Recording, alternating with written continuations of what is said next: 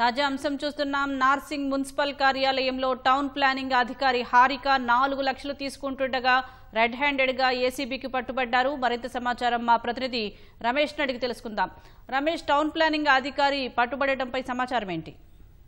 Narsingi municipal కార్యాలయంలో ACB అధికారుల సోదాలు కొనసాగుతున్నాయి. ఒక భవనం ఫ్లాట్ కు సంబంధించి ఎల్ఆర్ఎస్ క్లియర్ చేయడానికి 10 లక్షల రూపాయలు డిమాండ్ చేసినట్లు అధికారులు గుర్తించడం జరిగింది. అందులో భాగంగానే 4 లక్షలు తీసుకుంటుండగా ఈ రోజు ఏసీబీ అధికారులు రెడ్ హ్యాండెడ్ గా ఆమెను పట్టుకోవడం జరిగింది. ప్రస్తుతం ఇంకా సోదాలకు సంబంధించి కూడా ఇంకా కొనసాగుతున్నాయి. కానీ ఇప్పటికే ఫిర్యాదు ఇచ్చిన మేరకు హైదరాబాద్ రేంజ్ డిఎస్పీ ఆఫీసర్ గా ఉన్న శ్రీధర్రావు నేతృత్వంలో కూడా ఈ సోదాలు అయితే ప్రస్తుతం అయితే కొనసాగుతున్నాయి. ప్రస్తుతం టౌన్ ప్లానింగ్ అధికారిగా ఉన్న హారికను ఏసీబీ అధికారులు అదుపులో తీసుకొని ప్రస్తుతం అయితే విచారణ చేస్తడం జరుగుతుంది. విచారణలో భాగంగా మరికొన్ని విషయాలు కూడా వెలుగులోకి వచ్చే అవకాశం ఉంది. ఎందుకంటే ఇప్పటికే పెద్ద ఎత్తున ఆమె లంచం డిమాండ్ చేయడంతో కూడా ఆమె గతంలో అవినీతి ఆరోపణలకు సంబంధించి కానీ గతంలో జరిగిన వాటికి సంబంధించి కూడా సమాచారం అయితే ఏసీబీ అధికారులు అయితే తీసే అవకాశం ఉంది. ఇప్పుడు ప్రస్తుతం కార్యాలయంలో సోదాలు ఇంకా కొనసాగుతున్నాయి కాబట్టి సోదాల అనంతరం కూడా ఆమె నివాసంలో కూడా సోదాలు జరిగే అవకాశాలు తెలుస్తున్నాయి. ఇప్పటికే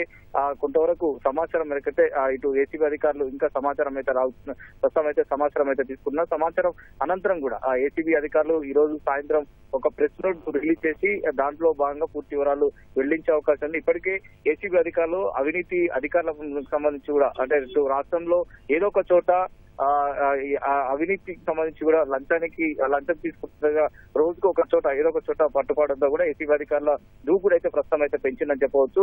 అధికారులు ఈ రోజు మరి పూర్తిగా సోదాలు అనంతరం తర్వాత హారికకు సంబంధించి కూడా పూర్తి వివరాలు అయితే ఏసీబీ అధికారులు ఒక ప్రెస్ నోట్ ద్వారా కూడా వెల్లడించే అవకాశాలు అయితే కనపడుతున్నాయి.